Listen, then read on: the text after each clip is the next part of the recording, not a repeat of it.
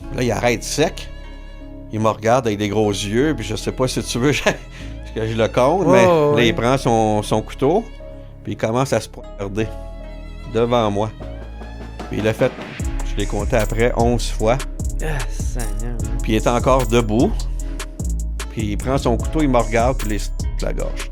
What's up tout le monde? Bienvenue dans un nouvel épisode du What's Up Podcast. Ici votre animateur Jer Alain et j'espère que vous allez super bien. L'épisode de cette semaine est possible encore une fois grâce au soutien de nos commanditaires procafetière.ca et les cafetières Bellucci. Donc un énorme merci à eux de continuer de soutenir le What's Up Podcast. Si vous êtes tanné des cafetières qui tiennent pas à route puis qui pètent tout le temps, ben offrez-vous une cafetière Bellucci. Et si vous le faites, ben faites affaire avec procafetière.ca parce que c'est eux autres les experts en tout ce qui a rapport avec le café. Situés à Varennes, allez les voir en magasin ou commander rapidement et en toute sécurité sur leur site internet au procafetière.ca. Et si vous voulez m'aider sur une note plus personnelle, devenez membre au patreon.com/whatsuppodcast. Pour 3-4 pièces par mois, accédez au podcast sans publicité et ça dès sa sortie. Donc pas besoin d'attendre des semaines avant qu'il soit disponible pour tout le monde. Fait que là, je viens de finir avec mes pubs, mais si vous aimez le podcast, je vous encourage à en parler à votre entourage, à laisser un petit thumbs up, à laisser un petit commentaire positif dans la section commentaires. Puis sinon, tout le monde, je vous dis un énorme merci et on se revoit la semaine prochaine et bon podcast tout le monde.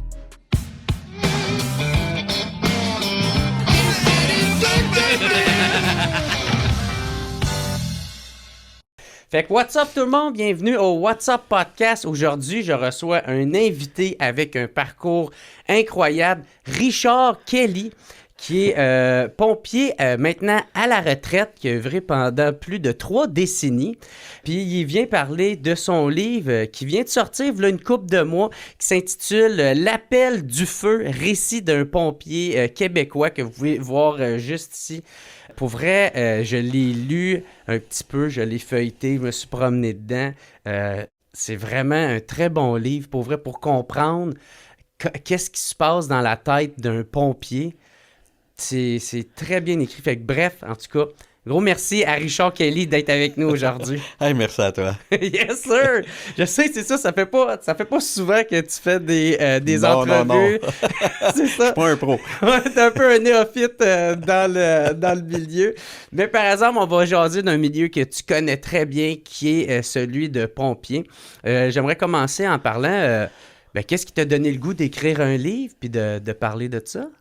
C'est une très bonne question. Ouais. Le goût d'écrire un livre, il n'était pas là du tout. C'est venu par hasard. Par contre, juste un petit peu, dernièrement, depuis 1 an, j'ai écrit 3 petits textes. Pas grand-chose, que ça a pris tout mon courage à...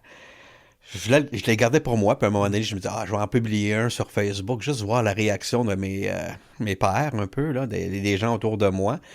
La réaction a été vraiment immédiate et vive sur mon premier texte. J'ai fait, wow, OK, je vais en mettre un deuxième. Ça a été encore plus l'engouement. Puis le troisième, là, ça a fait, wow. Les gens m'écrivaient en privé, me disaient merci beaucoup de mettre des mots sur qu'est-ce que je ressens. J'avais jamais réussi à le faire. J'avais beaucoup de messages en privé. Jusqu'à temps que...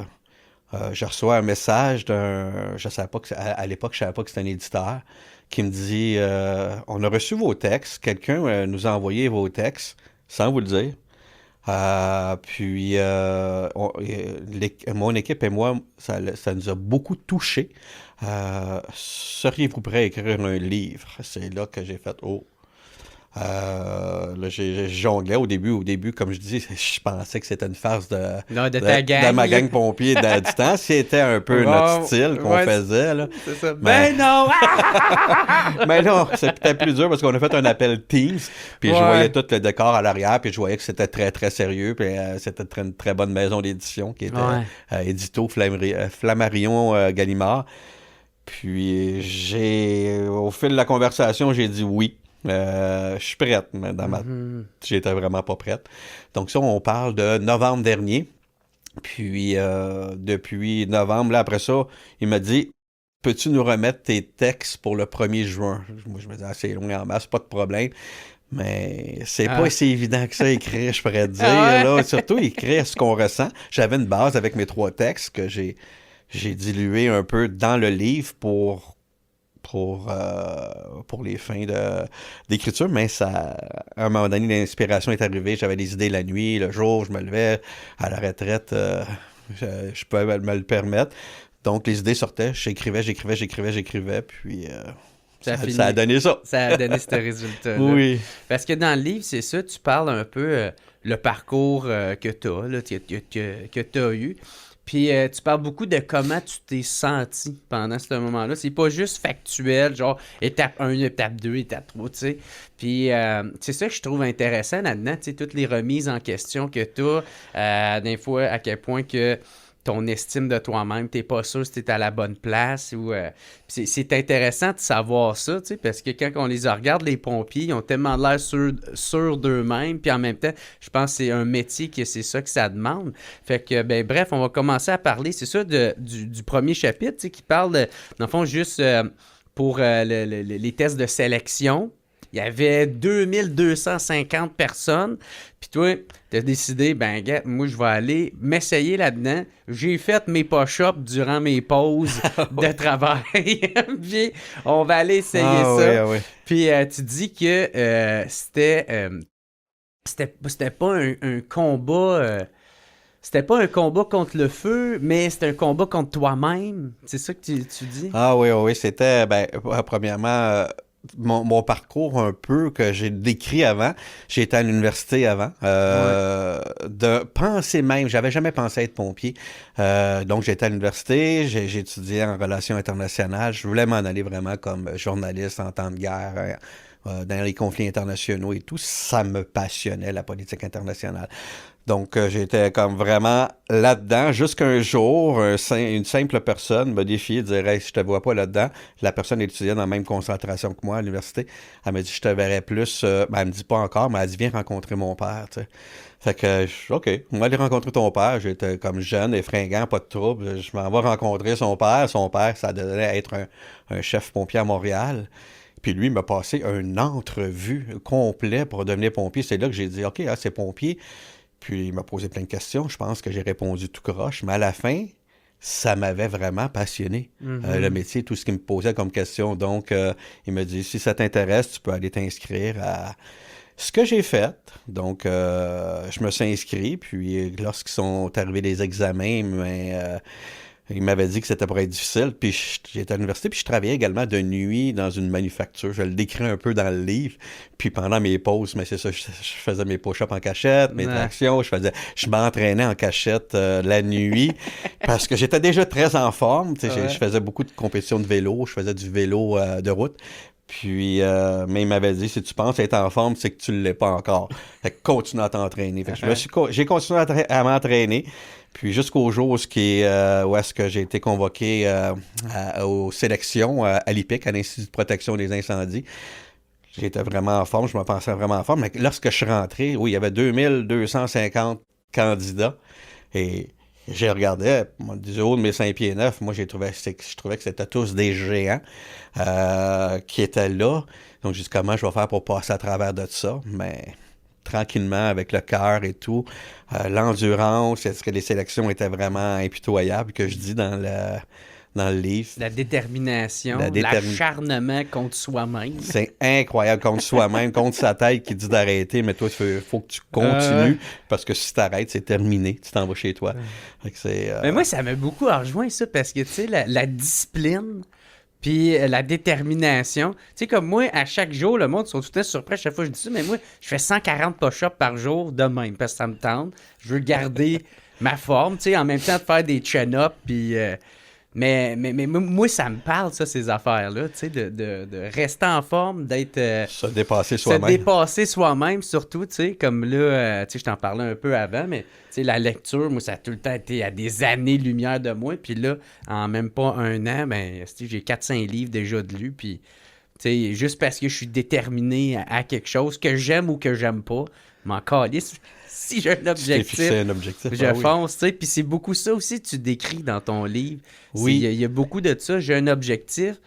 même si c'est extrêmement ardu être capable de s'y rendre, je vais y parvenir, malgré les remises en question, puis les doutes, puis...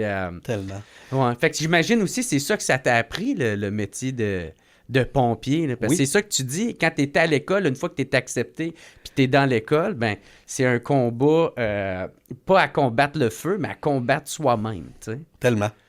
Oui, on est souvent notre pire ennemi là-dedans, effectivement. On se bat tout le temps contre soi-même. Souvent, comme je disais tantôt, notre cerveau nous dit « arrête, arrête ».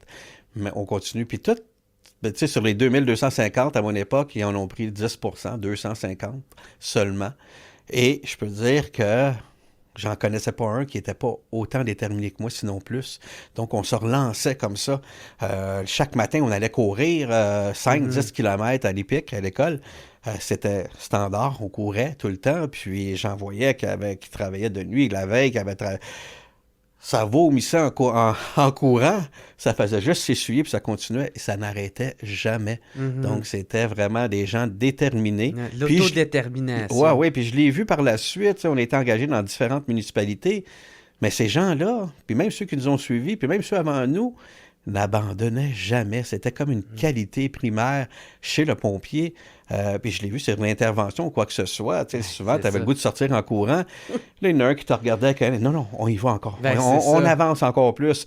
Malgré que même si j'étais comme avec des chums, on sortait, les visières étaient fondus sur nos casques. C'est parce qu'on donnait le maximum pour lâcher pas. Ça. Ben oui. Puis il y a une raison à ça, tabarnak. Tu sais, moi, je veux pas trop que ça soit politique, là, tu sais, là, mais tu sais, il y a une raison à ce qui demande ces qualités-là chez un pompier. Parce que quand la personne est en train d'être dans un endroit où ce qui est en train de brûler vif, puis où ce que tout le monde capote, puis tout le monde fige, ben il faut que le pompier soit capable d'y aller, puis qu'il soit capable de se vaincre ses propres peurs, puis foncer, est-ce que tu peux aller chercher la personne, tu sais, puis... Tu sais, ça se fait pas tout seul, ça se fait en équipe. Puis quand tu sais que toute ton équipe est autant craquée que toi, puis que tu peux compter sur eux, puis que tu es en confiance avec eux, je veux dire, les limites sont à l'infini pratiquement. Là. C'est fou, là. Ben oui, c'est ça, parce que là, dans ton livre, t'en parles, tu sais, t'en racontes une coupe, je sais pas si ça te dérange si on... OK. Parce que qu'on en parle, parce que tu sais, juste la première histoire que tu racontes, parce que tu parles du début, puis du processus, l'école, tout ça, mais assez rapidement, tu arrives dans les histoires où ce qu'il a fallu que tu interviennes, soit dans un feu, soit aller chercher quelqu'un à la nage, dont cette première histoire-là qui est dans le canal La Chine, où il y a un véhicule qui s'est enfoncé dans le canal. Puis toi, sans réfléchir, tu sautes dans l'eau, puis tu t'en vas le chercher. Ben, j'ai réfléchi un petit peu. Oui, mais tu sais, comme je te disais tantôt, quand tu sais que ton équipe est excellente dans l'entour de toi, ça t'amène à faire des choses quand même encore plus excellentes. C'est fantastique. Oui, effectivement, ça, on peut, si tu veux, je peux en parler brièvement. Oui, c'est un auto qui a perdu le contrôle, qui s'est retrouvé dans le milieu du canal La Chine, avec le chauffeur toujours à l'intérieur. Au début, on pensait qu'il y avait, tu supposes qu'il y a plusieurs personnes. Donc, l'auto, elle a calé, le chauffeur n'a pas pu sortir. Puis, on a été interpellé par un passant on n'était pas loin. Il nous a dit qu'il y a un auto qui avait tombé dans le canal de la Chine. Et là, c'est là que tout, je l'explique très bien. Là, le temps s'est arrêté un peu, on pourrait dire. On est arrivé sur les lieux, le monde criait et tout. Puis, je suis allé voir mon officier. J'ai dit, laisse-moi y aller. Je me débrouille très bien dans l'eau. Parce que je suis un ancien nageur, un joueur de water polo et de natation compétitive que je faisais dans le temps.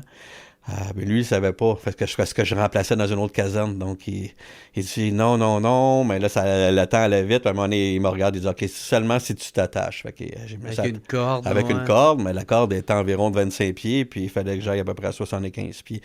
Donc, rendu à 25 pieds, j'ai sauté, je me suis détaché, puis j'ai continué tout seul vers la voiture qui était immergée. Je voyais un petit peu les bulles d'eau à la surface. C'est là que j'ai plongé pour aller chercher la personne.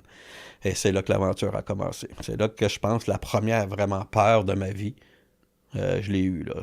Quand tout ton être a des frissons, t'es tout seul, t'es à peu près à 20-25 pieds sous l'eau, t'arrives face à face avec une victime qui te regarde, puis t'as peur, puis là, je suis rentré à moitié de mon corps dans l'habitacle du véhicule, t'as juste peur qu'il t'accroche, puis que tu restes là avec. Là, Sur un moment de panique, là, tu sais, parce que ça Oui, c'est ça. réfléchit pas, là. Mais non, je veux c'est pas exactement. mourir, aide-moi. Ouais. Mais Chris, tu vas me tuer, C'est là que j'ai eu peur vraiment. Mais ouais. tu le contrôles, tu dis Ouais. que t'es sa dernière ressource à cette personne-là. Mhm. La peur, elle se contrôle. T'as plus d'énergie, t'as plus d'air, t'as plus de force. Faut que tu remontes à la surface pour aller en chercher parce que t'es pas capable de le tirer jusqu'à temps que tu te rends compte qu'il est attaché avec sa ceinture. C'est pas évident parce qu'en dessous de l'eau, tu vois pas tellement loin. Là. Tout le long que j'ai descendu, c'était noir jusqu'à temps que je vois une petite ombre jaunâtre qui était le véhicule. Là, faut trouver la fenêtre, trouver le bon côté, essayer d'ouvrir la porte. Ouais. Puis comme tu dis, c'est pas fini, là, tu sais, une fois parce que tu as réussi finalement à le sortir. Avec une autre personne qui est venue m'aider, une chance, sinon... Ouais. Puis là, après ça, c'est de commencer les manœuvres pour le réanimer. Tu sais, puis toi, là-dedans, t'as toujours pas respiré. Là, t'as toujours pas repris ton souffle là-dedans, puis tu penses aux autres. Tu sais, en tout cas, c'est des histoires incroyables que tu racontes là-dedans. Finalement, lui, vous avez réussi à le sauver, là, finalement. Oui. Là. Mais des fois, ça arrive qu'il y en a que vous réussissez pas. Des fois, il y en a que vous savez même pas. Fait que, en tout cas, bref, avant de rentrer là-dedans, tu veux-tu raconter peut-être comment que ça a été tes premiers jours dans la caserne, tu sais? Parce que là, on a passé le processus de sélection, l'école, mais premier jour dans la caserne... Quand j'ai été engagé à la Ville de Montréal, oui, ça c'est impressionnant, c'est toujours, là, c'est la première fois.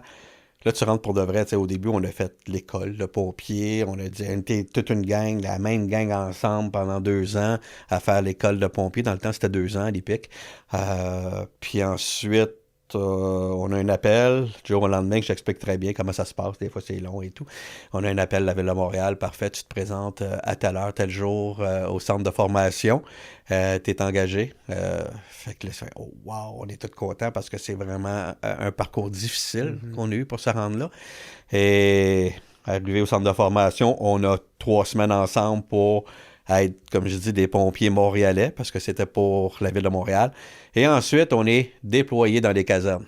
Donc moi, j'avais été avec l'équipe parce que 4 équipes, comme j'explique, sur les casernes à Montréal et dans la majorité des casernes de pompiers au Québec. L'équipe 1, 2, 3, 4. Moi, j'ai été sur la 4 et au 15, dans la caserne 15 qui se situe dans Pointe-Saint-Charles, dans un quartier qui était très pauvre à l'époque à Montréal. Je suis parachuté là-bas. Puis la première journée en caserne, il faut que tu arrives tout habillé, le képi et tout.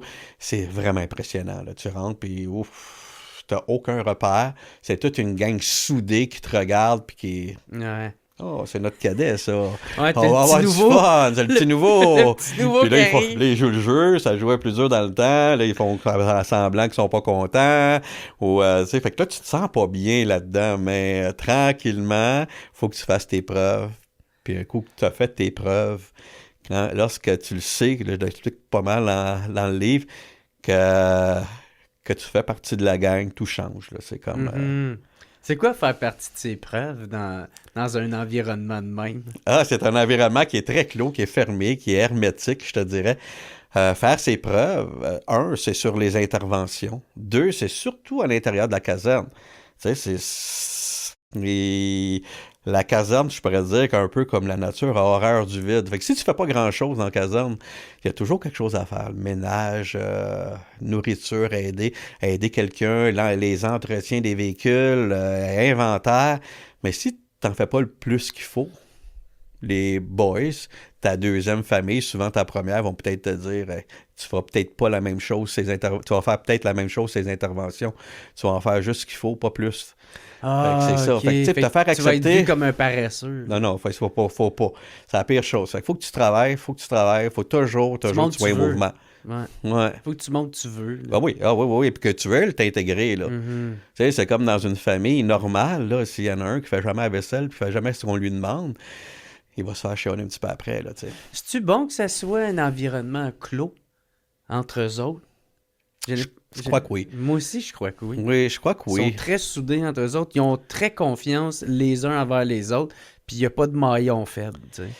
Non, c'est ça. Comme on dit toujours, ton équipe elle va aller aussi vite que ton maillon le plus faible. Là, tu sais, mais non, parce que tranquillement, des fois, j'ai vu des gens arriver dans des casernes où est-ce que, question, point de vue, mettons, personnalité ou quoi que ce soit, ça ne fit pas. Ça se peut aussi. Ça se peut, c'est bien normal aussi. Ouais. Fait que cette personne-là va aller dans une autre caserne.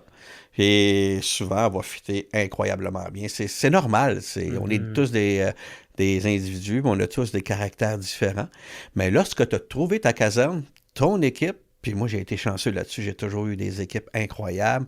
À ce moment-là, comme je disais tantôt, tu peux aller n'importe où avec ton équipe. Tu peux faire n'importe quoi, puis chacun se relance. Puis, tu sais, il n'y a pas de personnes qui ne travaillent pas dans la caserne. Au contraire, il y en a un qui va tellement travailler, tu vas être mal à l'aise. Tu vas dire, OK, je vais aller l'aider, je vais faire ça, je vais faire ça. Fait que ça n'arrête pas. On se motive comme ça. Tu te sens mal de te tourner les pouces. Ouais, puis mettons, j'ai comme un conseil à donner aux nouveaux qui rentrent, là, mais intégrez-vous de cette façon-là, surtout. Là, c'est surtout. Pompier est un métier, il faut que tu travailles. Ouais. Donc, commence à prouver que tu peux le faire en caserne, que tu fais partie de l'équipe, puis le reste va suivre. J'ai une question, je ne sais pas si tu vas pouvoir y répondre, mais est-ce que ça a changé avec les générations? Tu sais, est-ce que les générations changent? Est-ce que les mentalités changent? Est-ce que la nouvelle génération s'adapte à l'ancienne, fait qu'elle ne change pas tant que ça? Ou, tu sais, parce qu'il y a des commentaires qui reviennent souvent, c'est comme « Ah, vous autres, votre génération, vous êtes toutes des lâches, vous voulez pas travailler, puis tout ça. » Fait que je me demande... Ou tu sais, aussi, il y en a aussi des... Il y en a qu'on dirait qu'ils prennent de plus en plus personnel. Tu sais, ou sinon, juste un autre exemple, tu sais, moi, je suis dans la génération des Y, tu sais, les milléniaux. Puis il y a eu beaucoup d'enfants rois là-dedans, là, tu sais. Fait que je me demande si, c'est sûr, si l'arrivée de nouvelles générations, nouvelles vagues, ça change un peu là-dedans. Puis c'est un commentaire là-dessus. Ben, je peux te répondre, ouais. Ah oui, la question est très pertinente. Oui, énormément. Moi, j'ai jugé souvent la génération qui arrivait après moi, mais inquiète pas, je me suis fait juger également parce que j'ai été une génération qui arrivait pour remplacer une autre aussi dans une caserne. J'ai bougé des choses, j'ai été différent des autres, mais par contre, il y a une chose qui ne change pas. Même les générations qui suivent, puis même les pompiers qui sont encore actifs me disent souvent hey, « ça a changé, incroyable ». Mettons, les jeunes sont plus individualistes, sont plus ci, sont plus ça. Mais à la fin, ça ne change rien. Tu es une équipe qui doit être soudée parce que si tu ne l'es pas, ta vie en dépend sur une intervention quelconque. Si tu n'es pas capable de t'intégrer à l'équipe, l'équipe ne te fera pas confiance sur une intervention. Ou ça va être très dur. L'intégration. C'est ça, parce que souvent, sur une intervention, c'est tellement noir que je ne peux même pas voir ma main devant la partie faciale. Par contre, comme je dis souvent, mes coéquipiers, je sais exactement sont où et ils font quoi. Même si la personne est différente dans sa génération, c'est correct. On peut dealer avec ça. Mais sur une intervention, tout le monde, il faut que ce soit pareil. On a des procédures, des protocoles à respecter. Il faut les faire.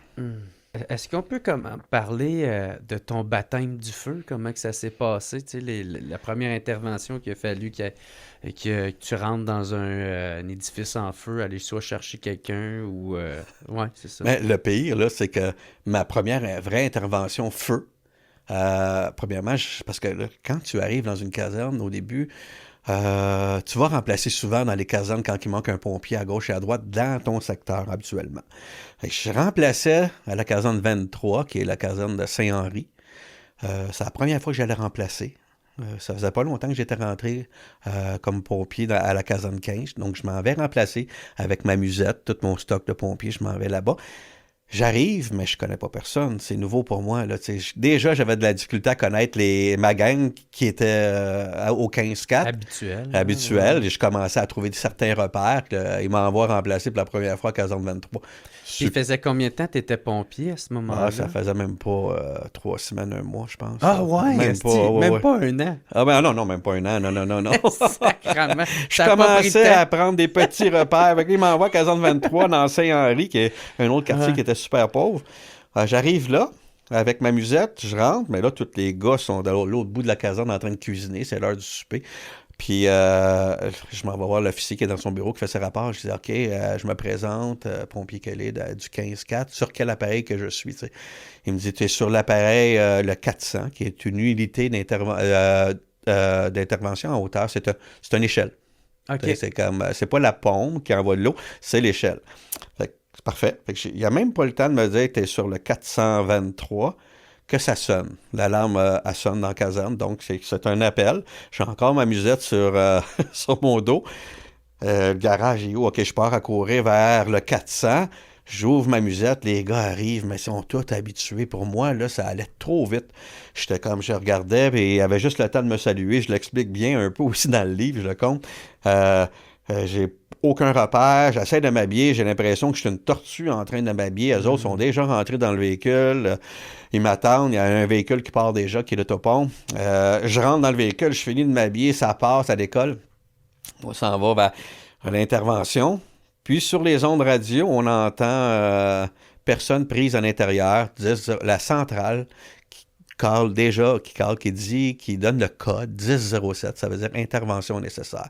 Ça, pour un pompier qui est en route vers une intervention, tout change. Tu le sais que c'est pas une fausse alarme, tu sais que c'est pas juste un système d'alarme qui a quelque chose. Puis une personne prise à l'intérieur, là, ton cœur s'arrête, ça veut dire qu'il va y avoir sauvetage. Donc, l'intervention ne sera pas une intervention nécessairement défensive ou juste... elle va être plus qu'offensive. Ça veut dire qu'il va y avoir une équipe qui va aller à l'intérieur pour aller chercher la personne qui est prise à l'intérieur. C'est la priorité. Fait que, on arrive avec le 423 juste un petit peu après la pompe. Là, l'officier me dit, OK, aide le chauffeur à mettre à positionner son véhicule devant le feu. Le 400 recule tranquillement, le 423, pour mettre son échelle juste à côté du feu.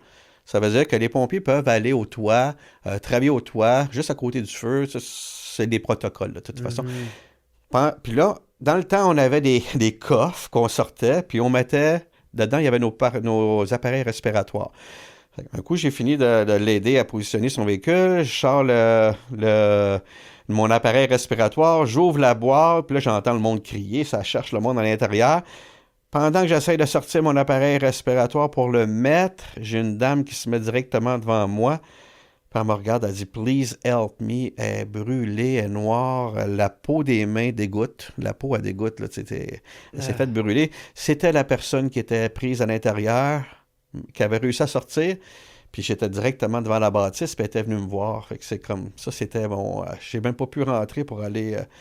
elle est venue me voir à l'extérieur, donc c'était mon baptême du feu, si tu veux. J'ai pas vu beaucoup le feu de l'intérieur parce qu'après ça, je suis allé aider, mais je l'ai plus vu de l'extérieur et la détresse dans ses yeux et tout, là. Fait que c'est de même que tu as été confronté mon premier appel de feu, ouais. à la...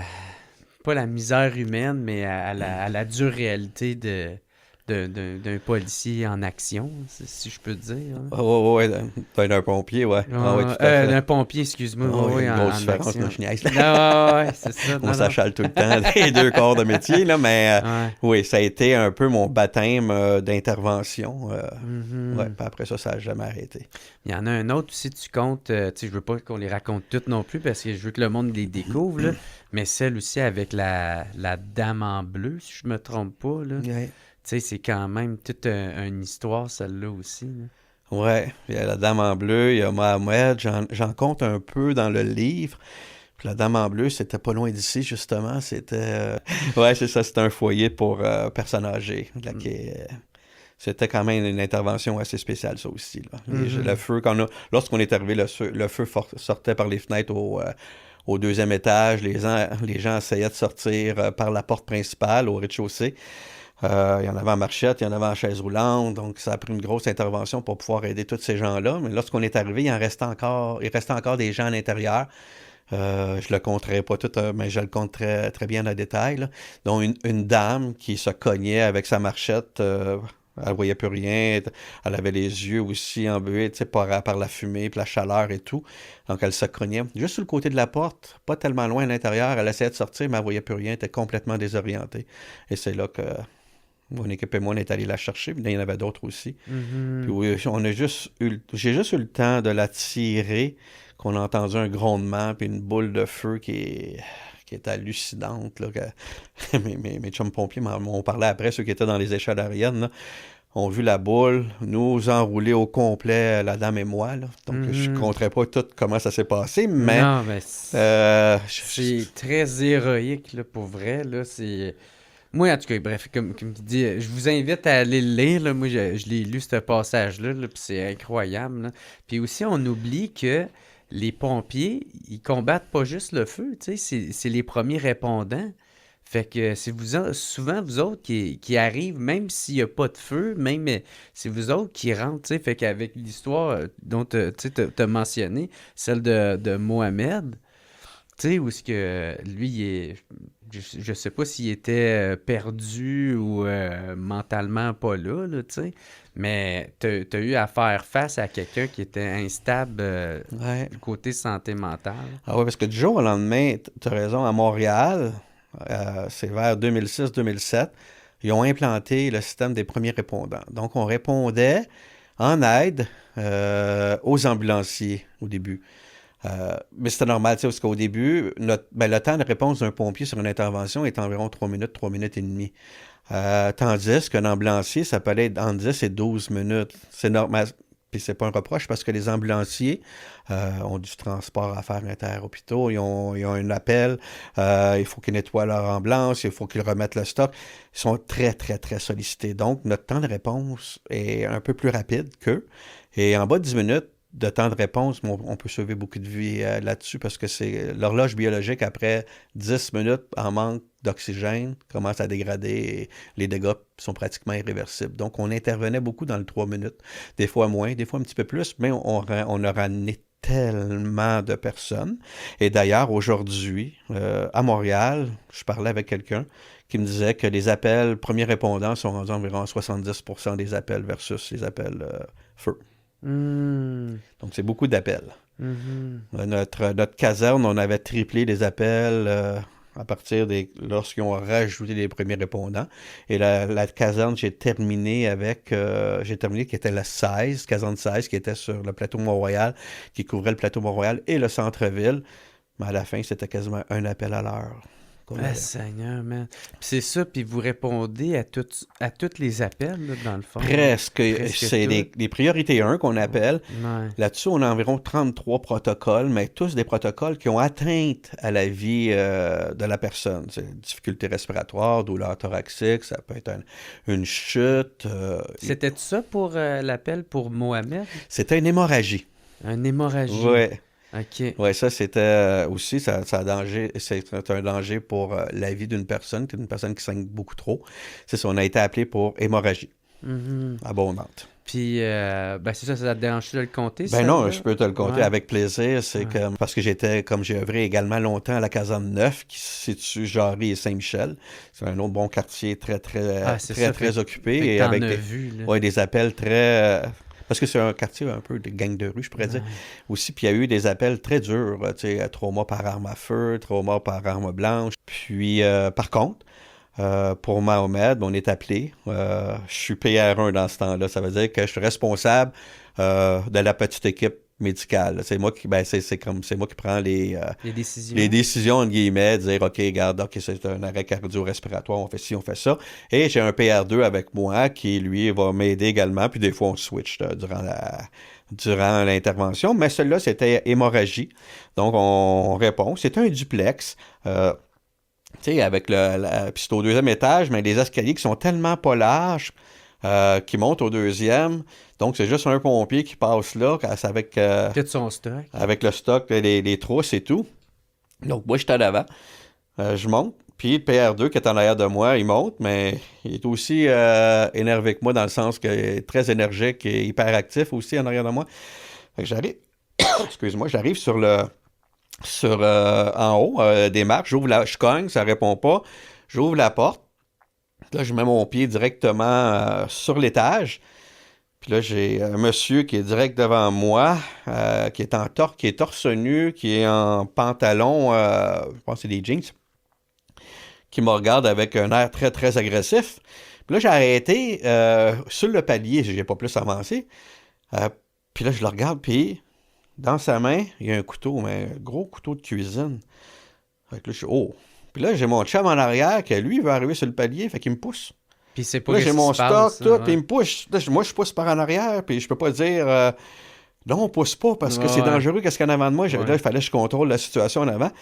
Fait qu'il me regarde avec des yeux très agressifs. L'autre, il pousse en arrière. Puis là, j'essaie de le calmer. Puis là, il lève son couteau vers moi. Puis il fait quelques pas vers moi. Fait que là, je peux pas reculer parce que l'autre pousse en arrière. Puis lui, il avance vers moi. Je sais pas quoi faire vraiment. Donc, mon seul réflexe, j'ai dit, c'est quoi ton nom, tu sais? Il dit Mahomet. Fait que là, il commence à invoquer tous les dieux. Je comprends rien. Puis là, il y a son couteau qui se fait aller devant moi comme ça. L'autre qui pousse toujours en avant de moi. Il est environ à 2-3 pieds de moi, 1 mètre de moi. Puis il bouge. Là, je sais pas. Là, je suis en train de. Là, je lâche les trousses de premier soin. Puis je dis, OK, il va falloir que je me défende. Tu sais, c'est comme. Puis je suis pas vraiment. Comment je pourrais dire ça? Brave à me défendre avec un gros couteau de main qui passe de gauche à droite. Puis là, tu entends les sifflements du couteau. Puis l'autre qui pousse en arrière. Fait que je dis, Barbette, qu'est-ce qui se passe? Là, il arrête sec. Il me regarde avec des gros yeux. Puis je sais pas si tu veux que je le compte. Mais là, il prend son couteau. Puis il commence à se poignarder devant moi. Puis il l'a fait, je l'ai compté après, 11 fois. Ah, Seigneur, man. Puis il est encore debout. Puis il prend son couteau, il me regarde. Puis il se tranche la gorge. Puis là, tout sort. Là, je le vois tituber un peu. Je me tasse du palier. Mon chum arrive devant. Il y a du sang partout. Puis on se regarde les deux. Qu'est-ce qu'on fait? Mais là, il commence à tituber. Il tombe. Fait que là, mon chum, j'ai dit, fais juste maintenir le couteau. Parce qu'il est encore... Le gars, il était très, très nerveux. Il lâche fait que là, pas. C'est là que les premiers soins commencent. Donc, c'est le coup que j'ai fait en premier avec un gros pansement abdominal et essayer d'y remettre le coup ensemble. Puis il respirait, il me regardait encore avec des yeux agressifs. Puis après ça, c'était les compresses, voir où est-ce qu'il s'était poignardé. C'est comme... Puis lesquels? Lesquels en premier, mais c'était plus près des poumons et tout. On a des pansements spéciaux pour ça. Mais le sang sortait, on avait beau tout faire, mais il était encore en vie. Tranquillement, j'ai réussi avec mon chum à tout patcher, pratiquement tout.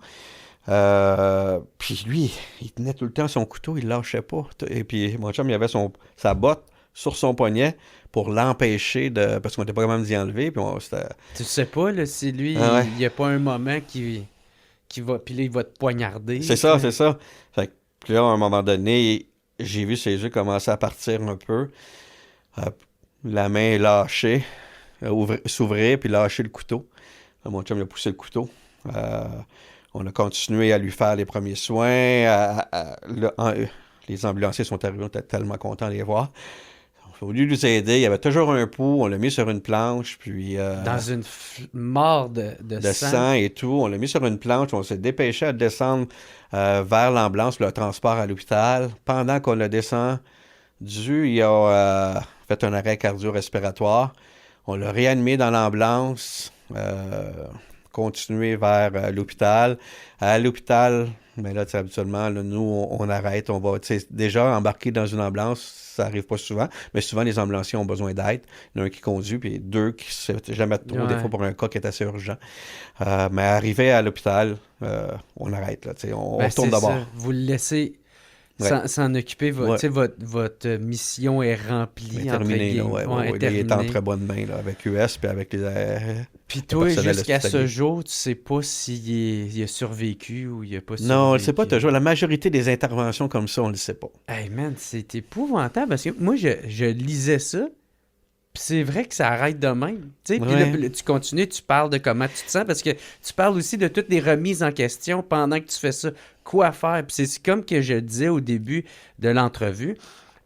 Dans ton livre, on comprend beaucoup mieux qu'est-ce qui se passe dans la tête d'un pompier quand ça se passe. Puis là, tu en as raconté quelques-unes, puis il y en a plusieurs là-dedans. Tu sais, ils sont pas toutes pareilles, sont toutes différentes les unes des autres, puis ça montre aussi toutes les scènes auxquelles vous assistez, vous participez, que vous intervenez, puis là, fait que c'est ça, ça en est une. Puis là, après ça, tu appelles ça, quand que ça arrive, ce moment-là, c'est le silence violent ou la violence du silence, un affaire de même, ça. Ouais, mais tu sais, j'en parle un peu aussi. Tous ces appels-là, souvent, c'est comme drôle à dire ou pas. Lorsqu'on intervient avec une victime comme ça, il se crée un lien que je suis pas capable d'exprimer, que c'est très difficile d'exprimer. Dans plusieurs interventions, il se crée un lien avec l'intervenant, les intervenants ou l'intervenant et la victime. Puis là, en quelques secondes, le lien se brise parce que la victime s'en va et tout. Mais tu sais, c'est comme on veut qu'il revienne à la vie, on veut qu'il soit correct. Donc, le lien est très, très puissant, puis ça se coupe en peu de temps. Puis on passe à un autre appel, c'est toujours ça, comme ça. Ouais. Ouais, c'est vrai, hein, parce que d'un moment, d'une fraction de seconde, t'es engagé à la vie, à la mort avec cette personne-là, à tout donner, quitte à en a peut-être même perdre la vie. Ouais. Puis il n'y a plus rien qui compte entre toi et cette personne-là. Puis aussi, d'une fraction de seconde, c'est terminé, puis ta vie recommence. Tu sais, tu recommences une autre mission, tu retournes à la caserne, tu respires un peu, puis... Puis souvent, je me suis... C'est haut d'émotion-là, le tabarnak. C'est énorme. Puis souvent, je me suis dit, ça serait le fun d'avoir des retours de nos sauvetages ou de nos victimes ou comme des gens qu'on s'est occupés. Puis d'un autre côté, oui puis non. Tu sais, si, mettons, ils viennent tout le temps te revoir ou ils te donnent le personnel hospitalier ou quoi que ce soit, qui te donne un feedback un peu de ce qui s'est passé, il est mort ou quoi que ce soit, là, c'est encore plus difficile. Fait qu'à la longue, tu t'habitues. Tu te fais... Tu réussis à t'habituer un peu à ça? À faire avec, dans le fond? À faire avec. Des fois, c'est à faire avec, oui. Mais des fois, j'aimerais tellement savoir si la personne a survécu ou si elle est correcte aujourd'hui ou quoi que ce soit. T'sais. Ben, dans ton livre, tu dis c'est peut-être même ça qui t'a aidé à tenir tout ce bout-là, parce que, tu sais, des fois, si tu sais tout le temps, c'est facile de devenir un peu cynique dans ce temps-là, puis à te dire à quoi bon ça vaut la peine. Exact, tu sais, parce que, tu sais, mettons, tu voudrais savoir un peu qu'est-ce qui s'est passé, mais, tu sais, je pense que généralement, ça serait pas toujours des belles nouvelles. On tombe dans le négatif encore, là. Tu sais, c'est ça qui est dur pour un moral, tu sais. On a tout donné pour une personne, on pense qu'elle a survécu, puis, mettons, le lendemain ou quoi que ce soit, non, on apprend que cette personne est décédée et ça continue. Ça fait encore peut-être plus mal. C'est pour ça qu'on s'est résigné un peu à dire, OK, c'est correct, regarde, on a fait notre job jusque-là. Puis après ça, il y a d'autres professionnels qui prennent le relais. Là. Parce que vous, ça l'arrête pas. Tu sais, une fois que maintenant, tu sais, cette personne-là, soit vous avez réussi à la sauver, mais si malheureusement, c'est pas le cas, ben, c'est pas juste, bon, on n'a pas réussi. Non, c'est un autre fardeau que vous portez sur vous autres. J'imagine, il y a un nombre limite à ça, là, qui est sûrement différent de chaque personne, parce que tu le décris bien dans celui du canal La Chine, tu dis, le canal a redonné un homme, il nous a rendu un homme, mais a gardé de quoi a gardé une part de moi là-dedans. C'est exactement ça, exactement le même, je l'ai dit. Ouais. Tranquillement, on accumule ces interventions-là qui prennent toujours un peu de part de soi. Puis c'est un peu pour ça que j'ai écrit le livre. Ça a été un peu comme une autothérapie. J'avais besoin d'écrire à la retraite, mais j'ai toujours écrit toute ma vie. Hein. Je gardais ça sur des bouts de papier, je gardais ça sur des notes dans mon téléphone et tout. Puis à ma retraite, pas longtemps après, j'avais besoin de m'extérioriser, d'où les textes que j'ai écrits. Ça me faisait du bien d'écrire. C'était, comme je te dis, mon autothérapie et tout. Puis, parce que ces personnes-là qu'on sauve, puis on n'a jamais le temps de faire, ou qu'on perd, on n'a jamais le temps de faire un bilan. Parce que, comme tu disais tantôt, on passe tout un autre appel, un autre appel, un autre appel. Donc, aucun bilan se fait sur l'appel qu'on a fait, qui est extraordinaire. Un autre appel extraordinaire, un autre, on se perd là-dedans. Donc, je parle un peu aussi des cicatrices invisibles que, tranquillement, nous rentrent dedans. Puis je parle derrière de qu'est-ce que le casque et l'uniforme du pompier ou du premier répondant. Parce que je parle beaucoup du pompier, mais ça pourrait s'appliquer à n'importe quelle personne qui travaille sur les lignes de front. Ouais, j'ai reçu des ambulanciers aussi, puis c'est la même affaire. Je leur lève mon chapeau, c'est quelque chose. Ouais. Ah ouais. Puis, fait que, tu sais, ça m'amène à poser la question, tu sais, comment qu'on fait pour apprendre un peu à vivre avec ça, puis à gérer, tu sais, comment tu reviens à la maison, tu sais, après avoir passé une journée aussi intense que ça, remplie d'émotions, comment tu reviens à la maison, tu décompresses, tu essaies de pas impacter ta famille, j'imagine, puis là aussi, comment tu peux te dire demain, c'est une nouvelle journée qui commence, tu sais? Je pense que c'est l'habitude, puis tu sais, t'apportes un fait important. Puis je parle beaucoup dans le livre, tu sais, en caserne, on va peut-être, les gars, les boys, puis maintenant, Les girls, il y en a de plus en plus, tant mieux. On parle pas vraiment de ça, mais on l'effleure sur l'aspect quand c'est trop, ben, tu sais, on va mettre de l'humour là-dedans. Je parle du silence dans les casernes, tu sais, un peu, là, l'omerta des opérations, des interventions. On fait pas le bilan, on n'en parle pas. Puis, tu sais, à mon époque, en tout cas, c'était plus tabou. Tu sais, hey, le jeune prend sur toi, on continue, là. Tu sais, c'est comme. Puis pour apporter sur l'aspect familial, mais il faut que, comme j'explique dans le livre, moi, personnellement, j'ai bâti un mur entre ma famille et moi pour les protéger. Mais ça a eu un effet contraire, ça l'a plus éloigné mon ancienne conjointe. Non, ouais. Ouais. Mais c'est ça, Parce que tu peux pas leur conter ces choses-là. Ouais. Parce que tu veux les protéger, mais en même temps, eux autres, ils doivent se sentir à l'écart, tu sais, dans ce temps-là. Peut-être, mais tu sais, tu peux pas compter. Tu peux pas dire, tu sais, quand tu arrives à la maison le matin et ta blonde te dit comment ça a été ta nuit. Tu peux pas lui dire vraiment comment ça a été, là. Parce que des fois, c'est tellement terrible ce qui s'est passé. Tu sais, ça peut être un enfant mort, ça peut être un ado, un bébé qui est décédé, un accident d'auto, une famille au complet ou quoi que ce soit. Tu peux pas compter ça, c'est tellement négatif. C'est sûr que, que tu développes un réflexe de protection. Pour les protéger. Tu peux pas parler de ça. Tu sais, tu arrives, puis tu tombes dans ton milieu familial, les enfants veulent jouer à gauche et à droite, tu peux pas commencer à compter ça, puis même encore, c'est difficile. Mais il faut que tu trouves la façon de le faire. C'est là que j'explique que c'est très, très difficile. Mhm. Ah, c'est sûr et certain là-dedans. Ah ouais, man, c'est comme le fardeau que vous avez à porter. J'imagine que ça vient avec ça. Oui, puis j'explique dans le fond ce fardeau-là, mais comment le changer un peu, tu sais, comment l'accepter. C'est sûr qu'il s'en ira jamais, mais il faut juste que tu fasses avec. Mhm. Et c'est sûr que je revois, moi, des visages ou quoi que ce soit de temps en temps dans mes rêves ou une odeur, je passe à quelque part, tu sais, comme l'odeur de la mort, celle-là, mais je l'oublierai jamais. Tu sais, je pourrais rentrer dans un appartement sur un appel puis dire il y a quelqu'un qui est décédé ici, là. Puis je me retrompais très rarement. Cette odeur-là reste, Ah ouais. tu la connais. Puis c'est très fort, Ouais. puis très particulier. Donc, elle là. t'évoque après ça plein de souvenirs, là. Eh C'est des oui. portes ouvertes. Ouais. Puis le syndrome du post-traumatique, tu sais, parce que t'en parles aussi là-dedans, tu sais. Fait que ça, aussi, j'imagine, c'est différent de chaque personne. Tu sais, il y en a qui sont capables mieux de dealer avec, Oui. d'autres beaucoup moins.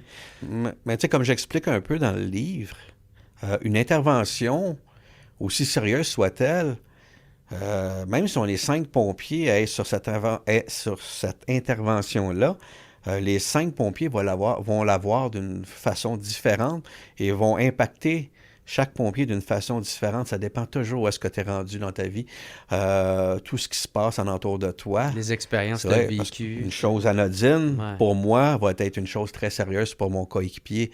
Donc, on ne le sait jamais. Et oui, l'accumulation est tranquillement peut développer un stress post-traumatique. Parce que, tu sais, même tu en as parlé dans un article de journal, La Presse, pour pas les nommer, que je l'ai aimé. C'était un bon article qui était là-dedans. Pour Ah une oui. fois, je peux lancer des fleurs à La Presse. Là. Oui, Mais, mais je dis ça à la blague. Mais moi, c'est ça. Puis tu parlais que certains de tes confrères qui en viennent à se suicider à cause que j'imagine qu'ils sont pas capables de dealer avec ça, ou c'est un trop-plein, ou qu'est-ce qui se passe dans leur vie, ou...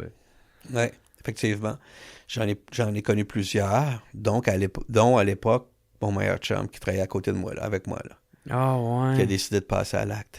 Puis, est-ce que tu avais des signes avec le recul, ou... Avec le recul, on voit quasiment tous les signes, Ouais. mais lorsqu'on est confronté dedans, on les voit très peu. Ah Et ouais, c'est là surtout- que je m'en veux énormément, là. Même encore aujourd'hui. Ah, surtout encore aujourd'hui. Ah oui. Il y a des choses que j'aurais pu faire, tu sais, décoder son langage, c'est notre fameux langage du silence, là.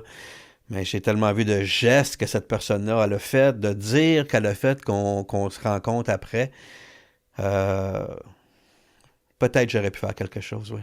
Est-ce que ça te dérange de te parler, maintenant des signes, tu sais? Est-ce qu'il y en a que ça peut éclairer? L'impatience, ça peut être n'importe quoi. La personne change sur les interventions, elle n'est plus ce qu'elle était. On voit la Ok. personne changer là, énormément. c'est plus la personne qu'on connaît. On essaye de lui parler, mais tout va bien, tout est correct. Non, non, non. Tu sais, on les voit, les signes. On les voit. La personne n'est plus la même. Puis c'est exactement ça qui était. Puis c'est fait triste, c'est qu'on travaillait, puis je m'étais dit, demain matin, je l'attends à la caserne, on travaillait à 7 heures. J'ai dit, il faut avoir une bonne discussion. Je vais le confronter. Oui, il fallait que je le confronte. C'était mon chum. Et je m'étais dit, c'est là, parce que la veille et les autres jours avant, ça allait pas bien. Je le voyais vraiment, là, les signes étaient là. Une désescalade. Ouais. Puis ça, c'était un dimanche matin, puis elle passait à la lac un samedi. Ah, Ouais. Seigneur, man. Fait que j'ai jamais pu y parler, donc ça m'a fait de quoi. Et j'ai beaucoup d'autres confrères comme ça aussi qui se sont suicidés. Connaissances ou amis. Ça, c'est quoi? C'est à cause de je sais pas comment dire ça, que vous gardez, l'auto-silence que vous gardez pour vous? Ou qu'est-ce qui se passe en plus à la maison? Un mélange de tout ça? Oui, c'est ton environnement complet. C'est pas juste l'appel. L'appel va être un signal, on pourrait dire, que je dirais. Mais tu sais, j'en connais un aussi, que tu sais, comme on avait du fun avec, on a fait tellement de belles choses ensemble. Puis lui, c'est une intervention qui revenait constamment, qui n'était jamais capable d'enlever de sa tête ou d'être en harmonie avec cette intervention-là, qu'on présume qu'il l'a amené à passer à l'acte.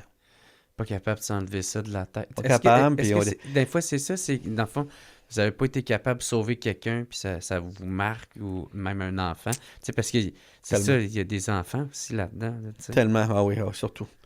Moi, un enfant, ça vient m'arracher le cœur, ça vient m'arracher l'âme. Ben, c'est tellement innocent. Oui, tu sais. Oui, effectivement. Il y en a beaucoup, oui. Oh my God, man. Fait que, tu sais, ça, c'est une autre affaire que si vous avez à dealer avec, déjà, en plus, vous avez à mettre votre vie en risque là-dedans, en péril. Ah, Seigneur. Puis j'imagine aussi que, tu sais, t'en as un peu parlé, c'est quoi? C'est que c'était mal vu de parler, c'était tabou, c'était... garde ça pour toi, puis fais un homme de toi. Ouais, puis imaginez encore pire, demander de l'aide, c'est encore pire. Donc, on le faisait pas. C'était pas mal vu, c'est qu'on le faisait, de manière naturelle, on le faisait pas. On était des hommes, on passe à autre chose. Tu sais, c'est un peu notre cheminement de carrière à l'époque. On est des hommes, on prend sur nous autres, puis on passe au prochain appel, puis on continue. Aujourd'hui, à ce que j'entends, ça a beaucoup changé. Les gens parlent plus. Ouais. Mais j'imagine, c'est ça, c'est pour le meilleur et pour le pire, tu sais, parce que le fait d'être, on est des hommes, puis on va le prendre sur nous autres, ça l'emmène aussi, cette autodétermination-là, de, hey, on va repousser les limites, on va être capable, on va l'affronter, on est tous entre nous autres, on est braves, on est courageux, mais ça peut aussi avoir le défaut de, je vais en prendre trop sur moi-même, puis pas être capable de mettre un genou à terre, puis dire, j'ai besoin d'aide, s'il vous plaît. Parce que tu as raison, parce que dans un monde où est-ce que tu travailles toujours avec les forces de tes coéquipiers, c'est difficile de travailler avec les faiblesses par la suite, surtout psychologiques. Ouais, c'est ça. Non, moi, je sais pas comment j'aurais eu de l'air dans un monde de pompiers de même. Moi, qui est un livre ouvert qui raconte tous mes problèmes. Ouais. Sûrement que vous m'aurez collé ça en droit, ça n'aurait pas pris de temps. peut-être pas. Non, tout le monde m'aime. On t'aurait peut-être juste pas écouté. Là, ouais, c'est ça. Bon, l'autre encore en train de chialer. Ouais. On va passer à la mop, ça va te passer. Ouais. Tiens, avec l'humour, justement, c'est quoi le rapport que vous avez avec l'humour? Tu sais, c'est sûr, quand votre métier vous force à être confronté à avoir de la misère humaine, à avoir des décisions déchirantes, des souvenirs épouvantables qui vous reviennent. Tu sais, c'est quoi l'importance de l'humour? Je te dirais que c'est pratiquement notre mécanisme de défense le plus élevé. Ouais, je pourrais dire le principal mécanisme. L'humour est omniprésente dans les casernes. C'est quelque chose. Mais tu sais, une chance qu'elle est là. C'est le fun, l'ambiance est joyeuse, entre guillemets. Tu sais, c'est sûr, mais c'est sûr que si on va à l'extrême, il y a toujours quelque chose que l'humour va cacher, tu sais, qu'on va ignorer. Là. Mais c'est drôle dans les casernes, c'est drôle. Les mauvais coups qui se font là et tout. Là, Mais le sens de l'humour doit être assez... tu sais, ça doit être assez noir, trash. j'imagine, Ah, pour vous pousser à être ça dépend capable. des gens et des casernes. Il y Ah en a ouais? tellement des bonnes. Il y en a Ok. des fois des farces qui vont s'étirer sur 3-4 mois et tout. Là, tu sais, on va embarquer le gars. Ah non, non, il y a tellement... tu sais, je te donne un exemple. Là, on avait un chum qui cherchait une voiture sur les petites annonces qui voulait vendre sa voiture, ses petites annonces. Fait qu'on a tous été avec notre cellulaire, changer notre voix, puis il peut pas reconnaître notre numéro, puis on était tous le client qui l'appelait. Là, tu sais, c'est rien de méchant, mais c'était juste drôle, puis lui, il perdait patience, tu sais, parce qu'on lui demandait n'importe quoi, là, tu sais. Il disait que son auto était trop cher, ça allait pas. Fait que, tu sais, c'est des affaires de même, là, tu sais, c'est comme... Garantissez-vous les changements d'huile après 2 ans? Quoi? Qui tout Chris, ça? Oh, oui. Oh, Ailleurs, est bien moins cher que ça, le même modèle. Ah, c'est comme... C'était tout permis, tu là. l'entends pas loin, là. Tabarnak! Oh oui, oh, oui, t'as crampé, on pleurait. Mais tu sais, ça, c'est le genre d'humour dans la majorité des casernes, là. L'humour noir, non, pas vraiment. OK. Non. Non, ben j'aurais pensé parce que il y en a des fois qui vont des choses tellement épouvantables que la seule façon un peu de s'en détacher, c'est de le tourner un peu en autodérision. Là, Oui, tu sais, oui, ça fait peut que, se faire, ouais. Se déculpabiliser, mettons, Ouais. psychologiquement, là. Mais c'est rare. Je l'ai rarement Ok. vu, là, tu sais, ça. OK. T'as commencé pompier dans les débuts 90. Ouais. Fait que est-ce que tu as vécu le 11 septembre? Tu sais, parce que Ouais. je sais qu'il y en a Ouais. qui sont allés prêter main forte à Oui, New je l'ai York. vécu. C'était l'équipe B4, la 4 qui travaillait. Donc, c'était sur mon équipe. Le matin tôt, je m'en souviens, c'était 8 heures quelque chose le matin. Puis, la personne qui était de garde sur le plancher, nous, on était en train de faire l'entretien de la caserne et tout, les camions. Puis, les gars venaient tout de suite sur le plancher, venaient voir, il y a quelque chose qui se passe, ça n'a pas d'allure. On est parti à courir, on est allé voir on est arrivé pour la deuxième tour qui était tombée, là. Ah Ouais, ouais. ouais. Puis ça a été quoi tes émotions à ce moment-là? Une tristesse tellement profonde, là. Si je me trompe pas, il y a eu 344 pompiers et il y a eu des policiers et d'autres intervenants qui sont décédés cette journée-là, là-bas à New York. C'est Pris comme, d'un tour. c'est comme la moitié d'une équipe complète à Montréal qui mourrait sur une intervention. C'est énorme, c'est énorme, c'est quelque chose, on était complètement à terre et tout. Et d'un autre côté, mais la ville a monté des niveaux d'alerte au cas où aussi, tu sais, ça, les gens ne le savent pas, mais on est plus sur le qui-vive, puis il y a des protocoles qui changent là, pour... Puis est-ce que tu es allé à New York de prêter main forte? Moi, Ou, personnellement, non, non? mais plusieurs de mes coéquipiers, oui. C'est ça, parce qu'il y en a quand même, il faut qu'ils restent ici. Oui, oui, S'il y c'est a de quoi ça. qui arrive ici. Oui, là, mais les tu gars sais. sont tellement gentils et Généreux. généreux de leur temps que, si, mettons, souvent, on est comme 3-4 jours sans travailler. Dans l'époque, dans ces horaires-là, mais eux autres, ils partaient à New York à l'aider. Ah ouais. Ouais. Comme le verglas, on l'a fait. Un peu toutes les grandes interventions majeures, là. Ah, c'est vrai. Les gars, on T'as allait sur vécu nos le temps, verglas, ouais. la crise Ouais. du verglas de 98. Ouais. Puis ça, c'était oui. comment, ça? C'était quelque chose. J'étais à Montréal. Tu sais, c'était touché Montréal, mais c'était moins pire que la rive sud où est-ce que tous les pylônes s'étaient effondrés, il n'y avait plus d'électricité, les gens avaient besoin de chauffage. Donc, nous, on allait prêter, moi, dans mon cas, c'était une place où le bois était coupé et on faisait des ballots de bois, les gens venaient, on mettait ça dans leur valise, puis ils allaient se chauffer avec un poêle quand il y en avait un. Là, tu sais, toutes sortes. Des confrères allaient dans les casernes, conduire des camions et tout, parce que souvent, le pompier qui était là-bas était impliqué avec sa famille, donc on allait remplacer à gauche et à droite pour aider. Beaucoup de monde à Montréal ont fait ça. OK, fait que c'est ça, parce que vous vivez aussi en même temps toutes les grosses crises, vous participez Ah oui. à cette intervention-là. Là. Ah oui. Je me demande aujourd'hui comment tu vis avec tout ce que tu as vécu, tu sais, après avoir confronté à toutes les situations. Tu réussis-tu quand même à t'en avoir libéré? Ah, énormément, énormément. Ben, tu sais, juste le fait d'écrire le livre, je suis pas un grand parleur dans la vie, tu sais, au milieu familial surtout. Mes enfants l'ont lu. Je pense que ça les a aidés énormément à comprendre. Et mon ex également, qui est encore une très bonne amie à moi, l'a lu. Puis aussi, elle a compris beaucoup de choses. Puis comme dans le livre, je leur adresse des lettres également, que n'importe quel pompier pourrait adresser à leur conjointe ou à leur enfant. Là. Je le vis beaucoup mieux. Ça m'a fait du bien, écrire le livre. Vraiment. Ouais, tu dis que c'est un peu une autothérapie. Là, Tellement. que t'as fait. Tellement, ça m'a fait du bien. Puis, tu sais, au début, je l'écrivais pour moi. Après ça, je disais, je vais l'écrire aussi pour la génération qui s'en vient. Tu sais, leur dire, parce qu'aujourd'hui encore, je le dis, c'est le plus beau métier du monde pompier. Mais protégez-vous pour certaines choses. Là, je voulais l'écrire pour les jeunes qui s'en viennent aussi dans le métier aujourd'hui. Garochez-vous pas corps et âme directement dans le métier. Ayez certains mécanismes de protection également. Ça, je l'avais écrit beaucoup pour eux autres, mais beaucoup de messages que j'ai reçus. C'est des plus anciens pompiers, plus vieux que moi souvent, qui sont encore en bataille avec leur ancien démon. Puis qui m'ont dit merci, il me fait tellement bien ton livre. Puis là, ils me racontent un peu ce qui s'est passé et tout, leur démon.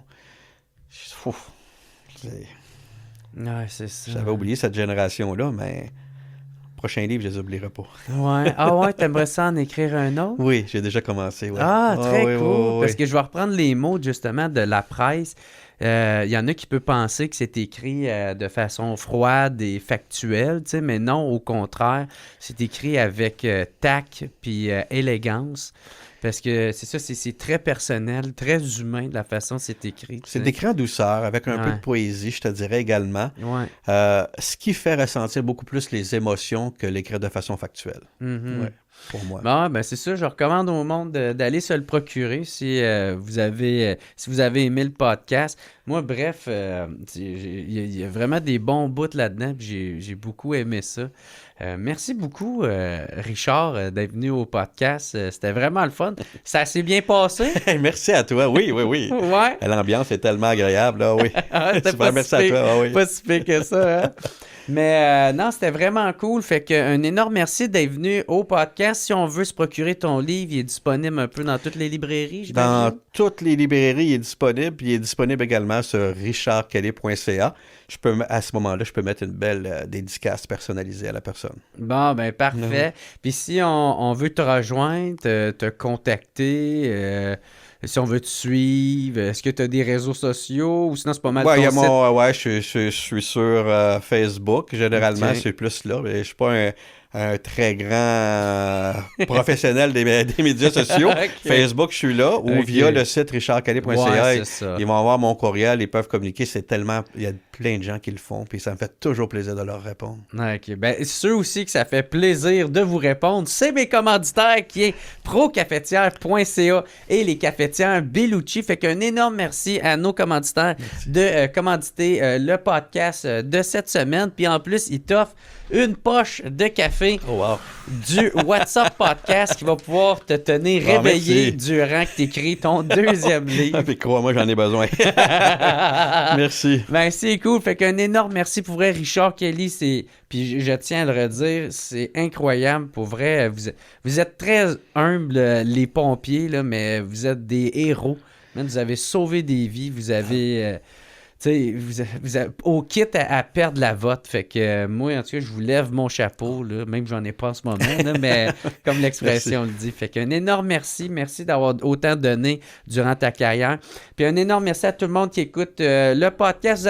Si vous l'avez aimé, je vous invite à le partager. Parlez-en à votre entourage. Ou sinon, on se revoit la semaine prochaine. Fait que bye tout le monde!